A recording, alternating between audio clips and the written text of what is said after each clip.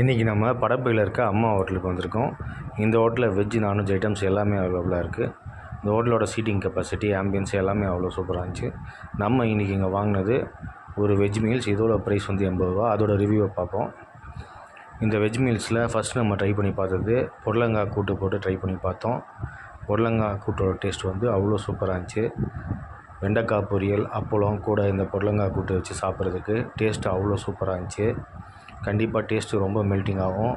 திரும்ப திரும்ப சாப்பிட்ணுன்ற ஃபீலிங் கொடுக்குற அளவுக்கு அவ்வளோ சூப்பராக இருந்துச்சு. அவங்க கொடுத்த ரைஸோட குவான்டிட்டி வந்து ஒரு மீடியமான குவான்டிட்டியாக இருந்துச்சு. கண்டிப்பாக ஒருத்தருக்கு பத்தும்.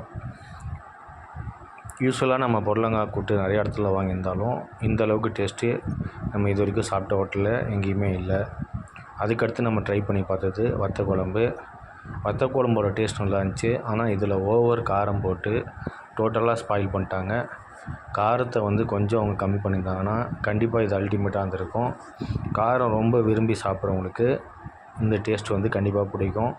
பட் காரம் கம்மியாக சாப்பிட்றவங்களுக்கும் மீடியமாக சாப்பிட்றவங்களுக்கும் இது வந்து செட் ஆகாது.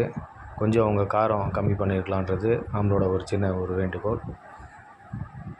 ஸோ நம்ம வத்த குழம்பு பார்த்தாச்சு. அதுக்கடுத்து ட்ரை பண்ணி பார்த்தது சாம்பாரோட டேஸ்ட் வந்து அல்டிமேட்டாக இருந்துச்சு.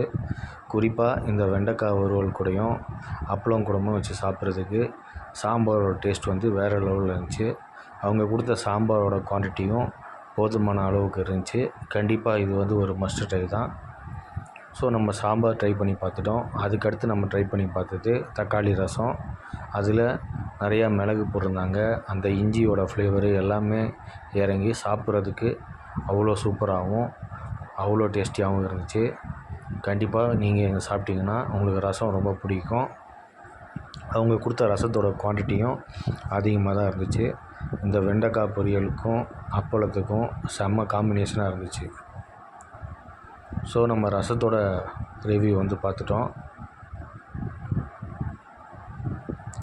ஃபைனலாக நம்ம மோர் ஊற்றி ட்ரை பண்ணி பார்த்தோம்.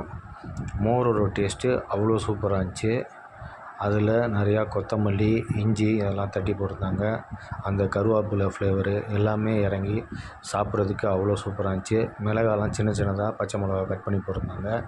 அதுவும் சாப்பிட்றதுக்கு டேஸ்ட் நல்லா இருந்துச்சு. இந்த வெண்டைக்காய் பொரியலுக்கும் மோருக்கும் செம்மையான ஒரு காம்பினேஷன். கண்டிப்பாக ட்ரை பண்ணி பாருங்கள், உங்களுக்கு பிடிக்கும். இந்த லொக்கேஷனுக்கும் யாராவது அம்மா ஹோட்டலில் சாப்பிட்ருந்தீங்கன்னா கமெண்ட் செக்ஷனில் கமெண்ட் பண்ணுங்கள். வீடியோ உங்களுக்கு பிடிச்சிருந்தால் லைக் பண்ணுங்கள், ஷேர் பண்ணுங்கள், சப்ஸ்கிரைப் பண்ணுங்கள். மறக்காமல் பெல் ஐக்கானையும் ப்ரெஸ் பண்ணுங்கள். அப்போ தான் உங்களுக்கு நோட்டிஃபிகேஷனில் நம்ம போகிற வீடியோஸ் எல்லாம் ரெகுலராக கிடைக்கும். இந்த வீடியோ பார்த்த அனைவருக்கும் நன்றி. Thank you very much. பாய்.